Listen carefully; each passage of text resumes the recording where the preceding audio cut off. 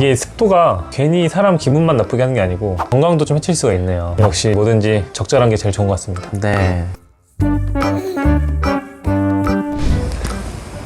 안녕하세요. 산성재TV의 미니아빠 슈니아빠입니다. 지난번 여름에 이제 아빠들의 육아템 얘기에서도 잠깐 나왔던 습도의 싸움. 제가 생각했을 때 습도에 낮을 때 생기는 문제점이 많아가지고 감기도 잘 걸리고 호흡기 질환도 잘 생기니까 왠지 높으면 좋을 것 같은데. 그러니까 보통 분들이 겨울에는 건조할 때 그런 문제들이 많이 생기니까 가습기 사시는 거에 대해서 많이 신경을 쓰시지만 여름에 습도가 높은 거는 그냥 끈적거려서 불쾌하다? 그 정도로만 알고 계시는데 사실 습도가 높으면 또 생길 수 있는 여러 가지 건강에 문제가 있거든요. 그래서 오늘 습도가 많이 높으면 생길 수 있는 건강의 이상, 왜 우리가 건강을 유지하기 위해서는 적절한 습도를 유지해야 되는가, 오늘 그 이야기를 한번 말씀드려보도록 하겠습니다. 네.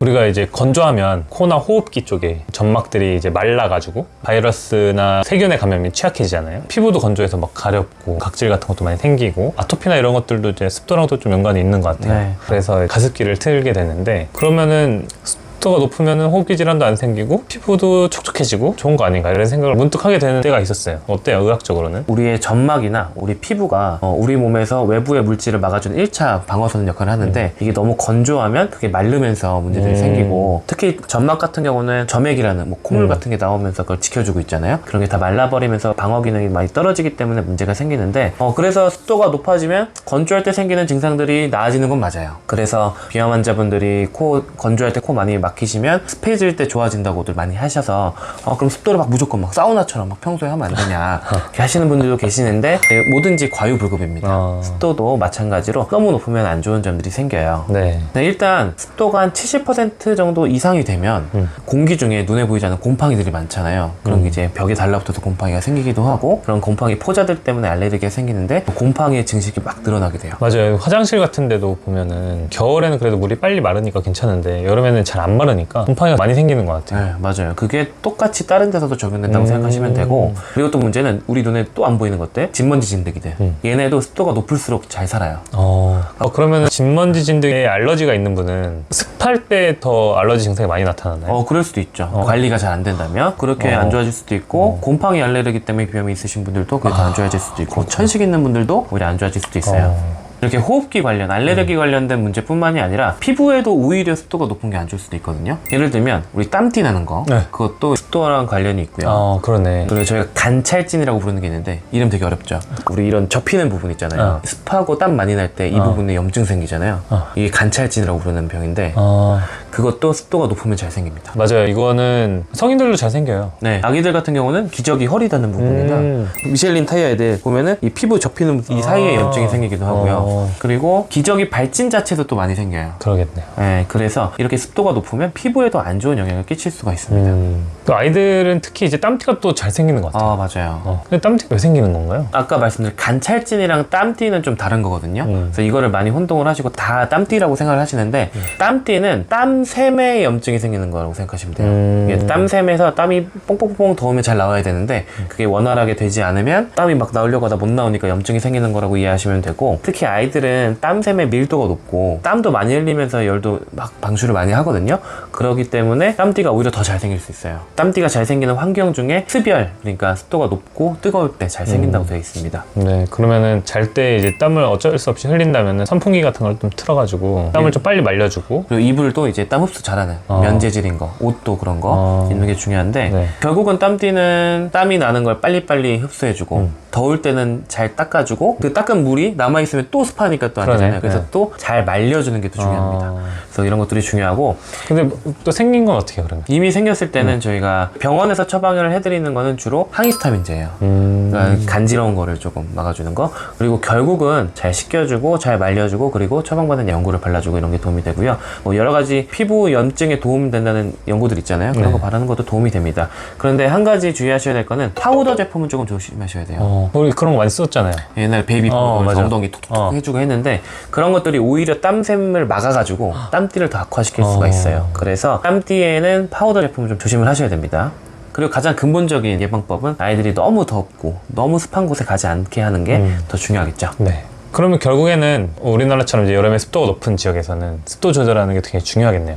그렇죠. 실외 습도는 우리가 어떻게 할 수 없어도 우리 집안에서 지낼 때 실내 습도 조절이 되게 중요한데, 습도를 낮추는 방법은 크게 두 가지가 있겠죠. 하나는 에어컨을 트는 거랑 하나는 제습기, 이런 걸 사용하는 방법이 있을 건데요. 그리고 이제 의류 관리기 그 제품도 제습기 기능을 할 수 있잖아요. 네. 그런 제품이 있으시면 그런 것들을 활용해서 적절하게 습도를 유지하시는 게 좋은데요.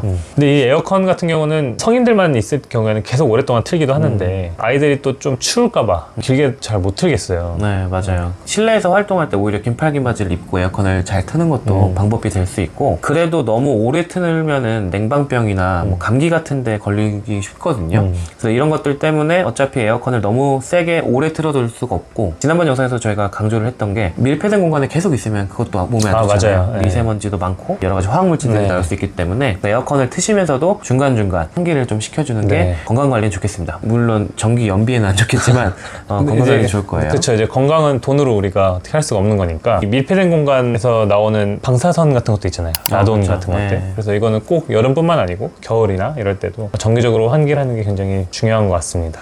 그래서 저희 집은 주로 환기를 언제 하냐면 외출할 때랑 밤에 잘 때도 좀 선선한 날은 밤에 그냥 창문 열어놓고 자기도 하고요. 이런 질문 하시는 분들이 있어요. 외출할 때 창문 열어놓고 갔다가 집에 돌아오면 집도 덥지 않냐.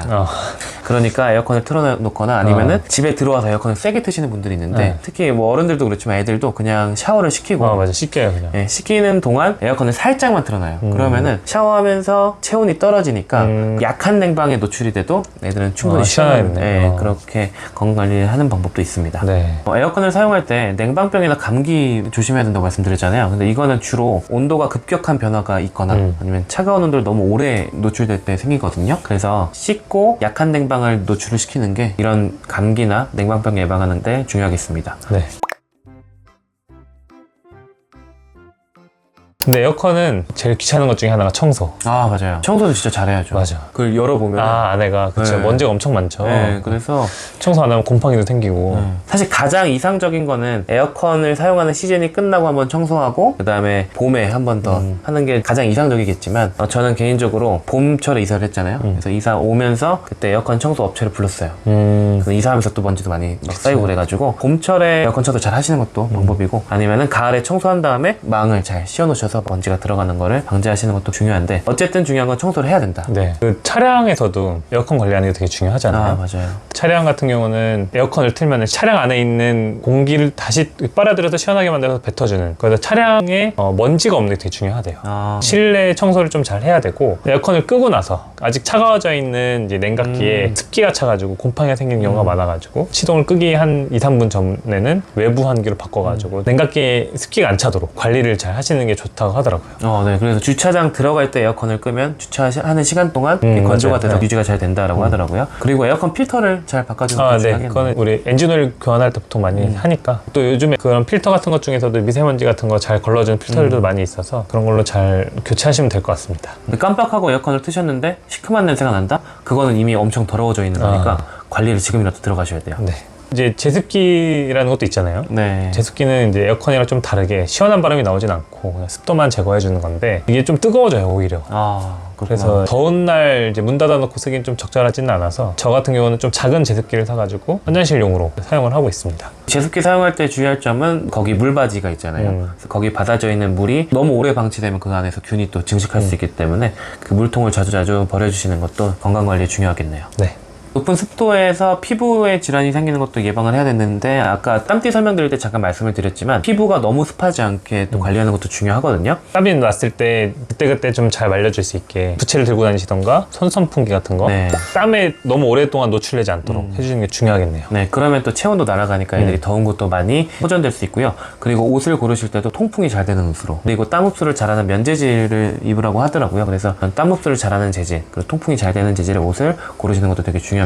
그리고 기저귀 중에서도 여름용 기저귀. 맞아요. 네. 통풍 되게 잘 되게 네, 네. 돼 있거든요. 그런 제품도 기저귀 안쪽 관리를 하는데도 되게 중요하겠죠. 네. 그리고 땀을 막 흘리고 집에 들어왔을 때 잘 씻어줘야 되는데 잘 씻기고 잘 건조해줘야 된다 그랬잖아요. 네. 근데 여름에는 수건으로만 이렇게 닦는 건 좀 한계가 있어서 드라이기로 차가운 바람을 이렇게 쐬주신다든지 선풍기 앞에서 해도 되겠네. 네, 선풍기 앞에서 하든지 그러면서 이런 접히는 부분을 아. 잘 건조시키는 게 되게 중요한데 이때 또 뭐든지 과유불급이잖아요. 수분을 너무 바싹 말려버리면 또 건조해져서 그것 때문에 피부에 트러블이 생길 수 있기 때문에 잘 말려주시고 보습을 잘 해주시는 게 또 중요합니다. 맞아요. 우리 피부를 지켜주는 거는 수분도 있지만 유분. 맞아요. 네, 유분이 우리 보호막을 해주는 거기 때문에 샤워도 너무 많이 하면 건조해져서 트러블이 생기잖아요. 네.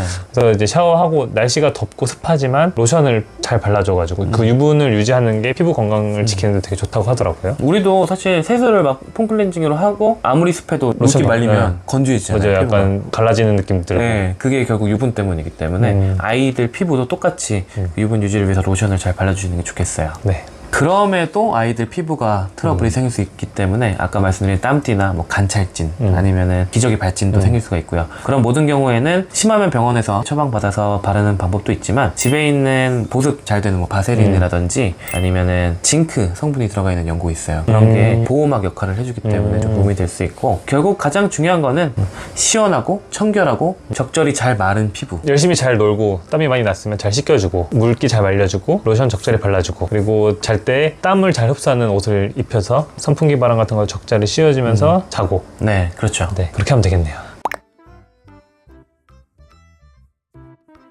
이게 습도가 괜히 사람 기분만 나쁘게 하는 게 아니고 건강도 좀 해칠 수가 있네요. 네, 그게 약간 본능적인 건가 봐요. 습도가 높으면은 몸에 안 좋을 수 있기 때문에 네. 기분이 안 좋은 거일 수도 있겠어요. 네, 역시 뭐든지 적절한 게 제일 좋은 것 같습니다. 네. 오늘도 저희 영상을 시청해주셔서 감사합니다. 저희가 지금까지 여름철 건강관리법에 대해서 여러 가지 영상을 올려드렸는데 계절마다 이렇게 건강관리에 중요한 것들이 포인트들이 있거든요. 그렇죠. 네, 그래서 그런 영상들을 앞으로도 많이 올려드릴 테니까 많은 기대 부탁드리겠습니다. 네, 감사합니다.